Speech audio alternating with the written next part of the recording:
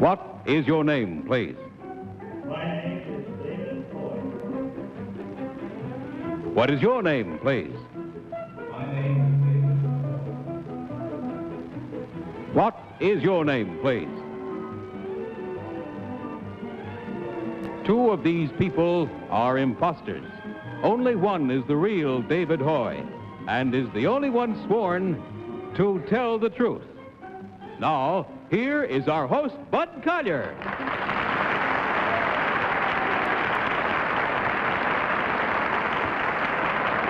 Thank you very much. Good evening and welcome once again to Tell the Truth, brought to you this week by new Arid Whirl-In, the first non-sticky roll-on deodorant. Arid Whirl-In gives you lasting protection 24 hours the fast, easy way. New Arid Whirl-In. Now may I introduce our panel. First, Miss Polly Bergen. Next, Mr. Robert Q. Lewis. Then Miss Kitty Carlisle. And finally, Mr. Tom Poston.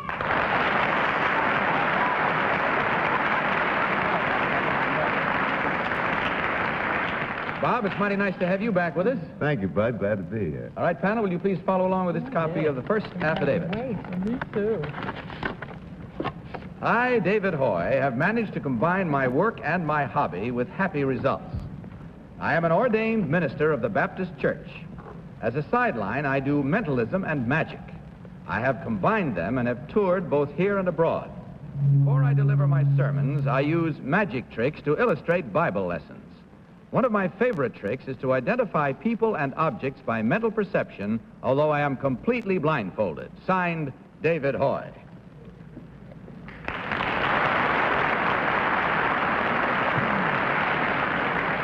Now, I'd like to tell you, panel, as well as anyone watching our show and here in our studio audience, that each one of these gentlemen is blindfolded first with a $0.50 over each eye, over the eyelid. Then 8 strips of 2-inch surgical adhesive across both eyes and pressed in along the nose, so there's no channel of sight down along the nose. And finally, a blindfold of 9 thicknesses of heavy cloth, all sewed together. Also, I've been informed that the real David Hoy can't see practically anything without his glasses anyway. Now, you heard these gentlemen all claim to be David Hoy, minister, magician, and let's begin this first round of questioning with Robert Q. Lewis. Bob? Number one, what is ESP? ESP. Number two, what is ESP? ESP stands for extrasensory perception. Number three, when you use extrasensory, am I right in assuming that you use extrasensory perception in your work? If you're addressing me, my work is predicated on magic. I do not claim anything supernatural. I see. It can be explained quite rationally. Number one, can you, for example, tell the color suit I am wearing at this point? Yes, that would be possible. Could you tell me, please, the color? There's no further time going along to Kitty Carlisle. Forgive me for dubbing in brass, but something's wrong with their microphones. Kitty? Number 2, what sort of Bible lessons do you illustrate? You want me to give you an example? Yes. I might take a red silk scarf and push it into my hand and change it to a white scarf. Oh, it's just an ordinary magician's trick. You wouldn't do, for instance, anything to illustrate Moses with the snakes. I'll tell you what he would do. Go ahead. Don't interrupt, Bob. And then this would illustrate the change of a man when he would meet God. Ah, I see. No parting of the water. Would you ever do anything to illustrate... Sorry, Kitty. Forgive it being irregular, but that's the best I can do this way. Tom, please. Thank you, Bud. David, number 3, could you tell us what the name David means? Well, it indicates my first name, but it is a word that's used in the Bible to indicate a very important character in the Bible. Number 2, please, Mr. Hoy. Do you know the meaning of the name David? David means, my parents told me it meant beloved. Thank you. David, number 3, what is the... Sorry, Tom. Sorry. Polly? Number 2, how do you baptize in the Baptist church? In the Baptist church, we immerse people, meaning by that putting them entirely under the water. Number 3, do you saw people in half? In your magic act, I mean. No, I'm afraid not. My magic is quite rational, as I said before. It can be That's it, panel. Time to, no further time. Without consultation, will you kindly mark your ballots? And as you do so, select, of course, number 1, number 2, or number 3. As usual, the team of challengers will get $250 for every incorrect vote. Everybody voted? Polly, whom did you vote? I voted for number 2, and I don't have a reason, but if I did, I couldn't say it because they told me to hurry. What about your vote, Bob? I voted for number 2 in sort of a hurry myself. Okay, Kitty? I voted for number 3 because he didn't speak about immersion, but I thought he might have. There you are. Finally, Don, your vote. I voted for number 2, Bud, because he knew about ESP and he knew about the meaning of the name David, like Steve Lawrence's little boy on the Allen Show the other night. That's where I found that out. All right, there you have it. Now, we'll find out who was the real one, but let me tell you, the reason for the hurrying and asking you not to take too much time is because of what we want to do now. Before our show, we selected from the studio audience, by lot, a gentleman or a lady. Whoever was selected, would they please come out here now? Oh, there you are, a gentleman. All right, sir, would you come over here, please? We asked this gentleman, what is your name, please? Philip Williams. Philip Williams. Would you stand right alongside of me and face the audience? We asked Mr. Williams to wander around through the theater and just find any object at all, and not to let anybody else know anything about it and bring it back here. I don't know what he selected at all. Now, would you show me the object, but please don't anyone comment or say what it is, and don't you say what it is. Would you show it to me? Whatever you picked up. All right. You can all see that now. Panel can see it. See what it is. Okay? All right. Now, no comments, please, Tom. No comments of any kind that might lead anyone anywhere. All right. Now, would you take it back from me and take it over to the panel and hand it to anyone you wish? Anyone at all. And don't please anyone comment as you receive it so that anyone might know who got it. Now, I'm going to ask the party to whom he has given it, thank you very much, sir, to get up quietly, tiptoe if necessary, so there's no identification of men's or women's shoes, and come over as quickly and quietly as possible to where I will place you over here and ask you 3 gentlemen to stand up at your desks, please. Now, this panelist is going to stand first directly in front of and facing number 1. He'll hold his hands out like this, and I want you, please, to hold the object in between his hands about there. Now, sir, number 1, would you tell us which panelist is standing in front of you and what object is the panelist holding? I'm sorry, Bud. I'm in the dark. All right, obviously not the right one. Would you step over here, please? Desk number 2. Now, number 2, would you hold it in exactly the same place that you did before? Don't let it touch any part of him, but will you tell me who this panelist is and what the panelist is holding? The panelist is Polly Bergen, and she is holding a large paintbrush. Well, there you are. You were here. You saw it. All right. Thank you very much. You may all sit down, gentlemen. Oh, boy, I'm telling you, that has us winging, too. Now, let me ask the 3 of you gentlemen to identify yourselves, but first, before we do that, will you, sir, the real gentleman, would you tell us now exactly how many blindfolds, what you have, Mr. Hoy? Describe them as you take them off. You other gentlemen can remove yours, too. First of all, 9 thicknesses of cloth. Then I would like for you to notice how tightly the bandages are on. 8 pieces of 2-inch surgical adhesive, and then over my eyes, a $50 on each one. Hold up the $50.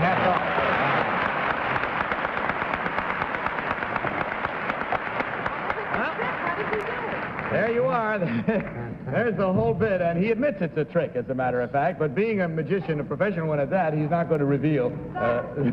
He's had us baffled, believe me. All right, number 1, would you tell us what your real name is and what you really do, please, sir? Yes, I'm Merrill Staton, singer and director of the Merrill Staton Choir, which records for Epic Records. Thank you very much. And number 3, your real name and what you do, please. My name is Harry Jennings. I'm a real estate and investment broker in Coral Gables, Florida. Well, I wish we had time to go in more in detail to the way you use these tricks of yours. I know it can be and must be very effective in your work. In checking the score, we find that our panel did real well. They got 3 correct and only 1 incorrect for a total of $250 from Arid. And, of course, when you weigh out, you'll find a year's supply of Rise Instant Lather for each of you. Thank you very much, gentlemen, for giving us a good time. Good night, and God bless you. Thank you. Thank you. Now, panel, let's meet our next team of challengers.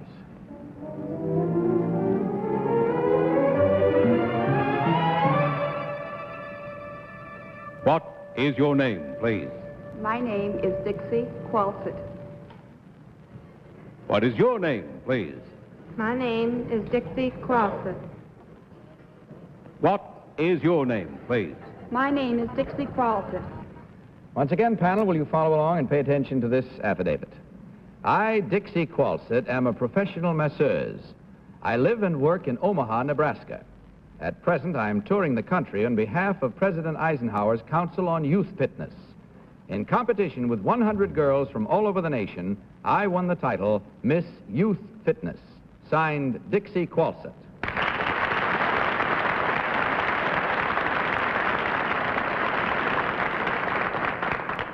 Three charming young ladies now, panel, I think you will agree, each claiming to be Dixie Kwalset, Miss Physical Fitness. When they're all comfortably seated, are you? Ready to play our game? All right, we start this cross-examination with Kitty Carlisle. Kitty? Thank you, Bud. Number one, do you know anatomy? Not very well, no. Do you know, where is the ulna? I don't know. Number two, where is the tibia? It's in the shin bone. Number three, why is Swedish massage considered the best? Sorry, I couldn't answer that. Can you tell me the difference between a tendon and a muscle, number three? No, I'm afraid I couldn't. Number one, you say you don't know anatomy, but you might know. What is fibrosis? Pardon? What is fibrosis? I don't know. Tom Poston. Thank you, Bud. Number two, as a masseuse, do you know Dr. Philip Fleischer? I'm sorry, I do not. Number two, could you tell us what is the sacroiliac? It is a bone in the back of your in your back, in the lower part of your back. Why would a masseuse, number three, why would a masseuse necessarily know about the sacroiliac? Well, it's not actually necessary to know what it is.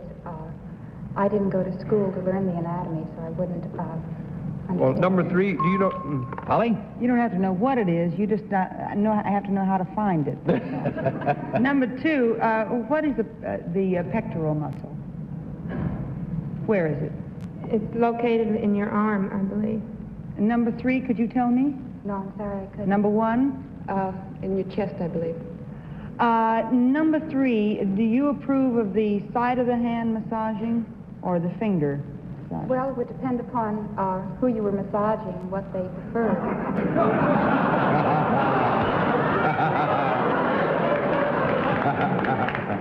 You have a point. Number two, do you massage differently for relaxation than you do for losing weight? Yes, you definitely do. What is the difference? Bob? Could we have a demonstration, I suppose? Number one, you're from Omaha. What is Axar Ben? Well, it is a, you might call it a society or a club that people belong to. Uh-huh. Number two, what is one of the leading hotels in Omaha? The Blackstone. Number three, what is the leading hotel in Omaha? Well, there's the Blackstone and there's the Fontanelle. Number oh, that is, oh boy. You got me. didn't stay there, huh? You say you would... Well, that's it. I'm sorry. Laugh it away if you wish, but it's time to vote once more. So once more without consultation, kindly mark your ballots, panel, and vote for number one, number two, or number three. Everybody voted? Polly, what's your vote this time? I voted for number one because I think that's where the pectoral muscle is, in the chest, and she was the only one that said so. I'm wrong. Oh, you're right. Bob? Well, I voted for number one because without any hesitation whatsoever, she knew XR Ben, which is quite an organization in Omaha. Huh? Well, I thought you made that up, but I voted for number one because although she didn't know where the tibia was, and I'm not sure myself, but I do know the pectoral muscles in the chest. And finally, Tom. Well, look at that. You're probably right. Well, I don't know. She could certainly win a contest for Miss Almost Anything. That's right. And if I'm wrong, I miss. All righty, there you have it. Now, we've made up our minds, and if you're playing along with us at home, let's see how right or wrong we all are as we discovered which one of these ladies is the real Miss Physical Fitness. And so may I ask the real Dixie Kwalset to please stand up.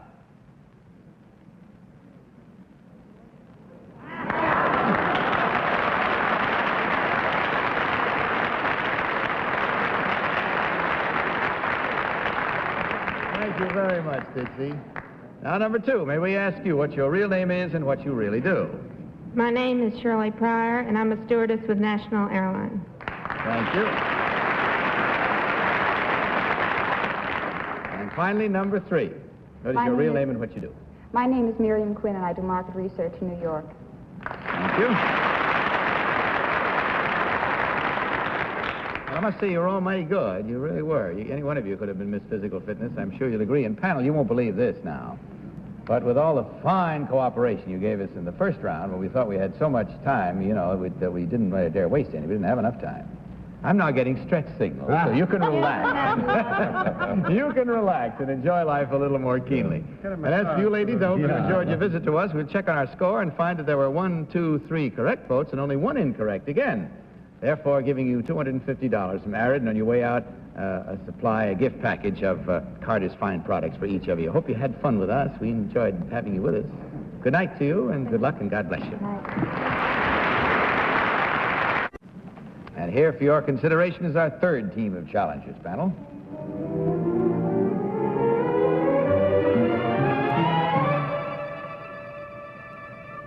What is your name, please? My name is Mike Gladdish. What is your name, please? My name is Mike Gladdish. What is your name, please? My name is Mike Gladdish. You pay attention to this 3rd affidavit, panel, and follow along. I, Mike Gladish, am in public relations for the Boeing Airplane Company. I was a fighter pilot in the Polish Air Force when World War II broke out. I fled to Romania, escaped from internment, and joined the French Air Force. When France fell, I went to England and flew for the Royal Air Force. From 1944 till the end of the war, I was a fighter pilot with the American 8th Air Force. I shot down 28 German planes. My decorations include the American Silver Star and Distinguished Flying Cross with 2 oak leaf clusters. I also have the British Distinguished Flying Cross, the French Croix de Guerre, and what corresponds to the Congressional Medal of Honor from my native Poland. Signed, Mike Gladish.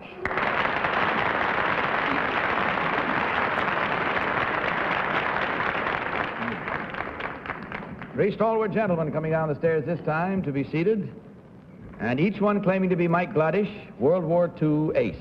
And we will start this round of questioning with Tom Poston. Tom? Thank you, Bud. Number 3, why slip an airplane? What would be the reason for slipping a plane?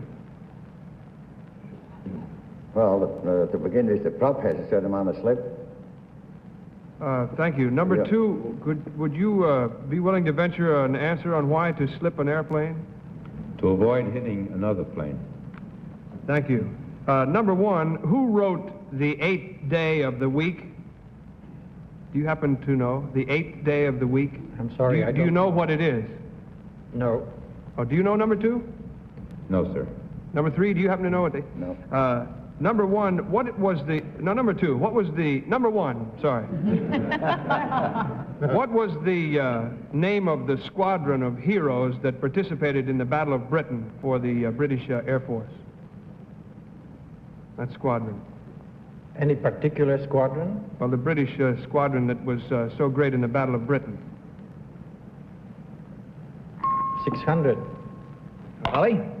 Number 1, what month did Germany invade Poland? September. What year, number 2? 1939. Number 3, what month and year did Germany invade France? France, right after Holland. Holland was in May, and France was right after that, June, beginning of June. Beginning of June. France fell in June.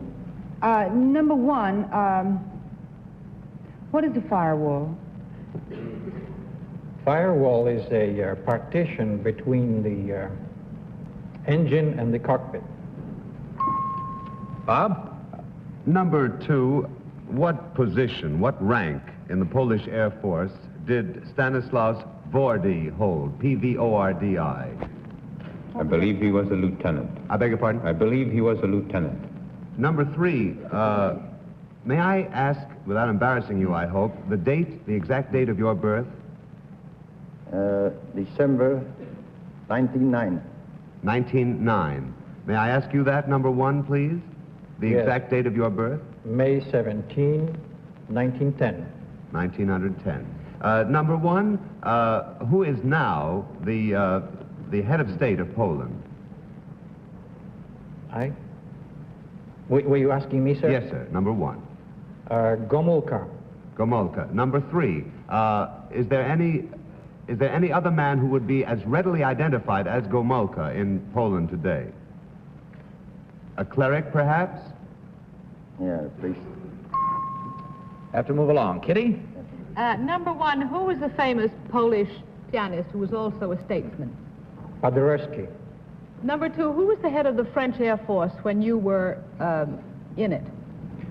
General de la Mer. Who? De la Mer. Number two, when were you born? In December of 1918. Number three, who is the head of the Romanian state as of today? I wouldn't know. Number one, do you know? I don't know, I'm sorry. That's it. Once again, it's time without consultation to mark your ballots. Panel, and if you will do so, you will mark for and vote for number one, number two, or number three. Ballots all marked? Nope. Everybody marked. That's a tough one. Kitty, have you marked? All right. Tom, everybody voted? All right. Polly, whom did you vote this time? It's very close between, I eliminated number three. I probably shouldn't have, but I did anyway. It was just a guess between one or two. I picked two, but it's very hard to tell which one it is. They both knew an awful lot about me. Bob? Bud, I hate to tell you this, Polly, but I have never heard of Stanislaus Dvorak. I made up the name. I'm sorry, number two. So I knew it was either one. Ow. Either one or three, and I have a hunch it's three. I'm sorry. I may be wrong. The other question? Here we go around the mulberry bush. Number one. Kitty, your vote, please. I voted for number two. It isn't hard enough we have the contestant. No. We have the other panelists. I thought number two had more of a Polish look through the eyes. All right, Tom, let's unveil your vote now. I thought it was number one. You're right, yeah. I did. I thought it was number one. A slip could perhaps be used to avoid another aircraft, but it wouldn't be specifically the thing. Number one knew what a firewall was, although they're briefed so beautifully now that it's hard to tell. All right, here we go now to find out which one of these gentlemen, this vote is wider spread tonight than it has been previous to this moment, which one of them is the real Mike Gladish, World War II ace. So will the real Mike Gladish please stand up?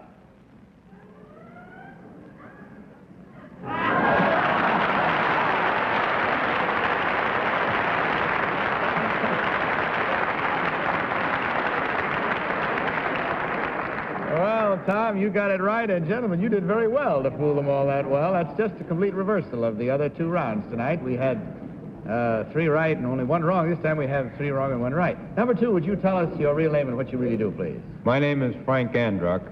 I'm a textile engineer with the Naval Supply Research Facility in Brooklyn.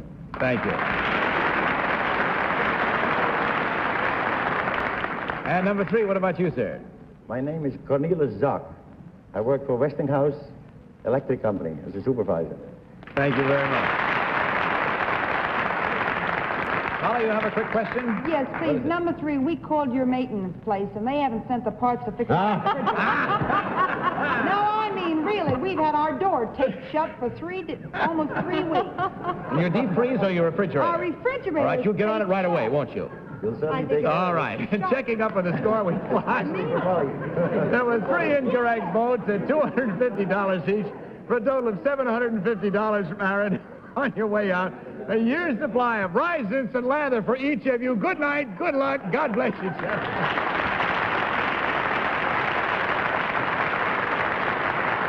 Mike Gladish is also an author. You may be interested to know he's written many articles for magazines, and as a matter of fact, he's just finished a biography of Admiral Byrd called Admiral Byrd of Antarctica. It'll be published this spring. Well, that's all we have time for tonight, except I'm going to say goodbye to all of you for a couple of weeks, take a slight vacation. And Robert Q. Lewis is going to sit in for me here at this desk, so thank you, Bob, very much for doing it. I'll try to do my best for you. I sure appreciate it, believe me.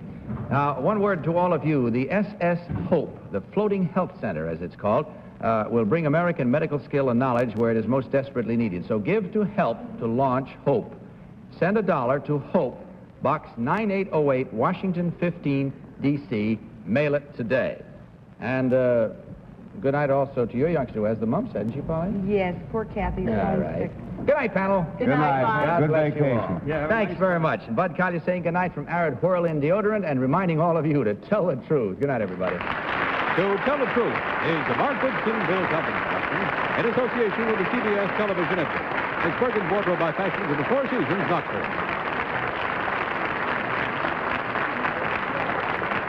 To Tell the Truth has been brought to you by Carter's Little Pills, the non-habit-forming laxative used by millions for gentle, effective relief from irregularity. Carter's Little Pills. This is Bern Bennett saying good night from...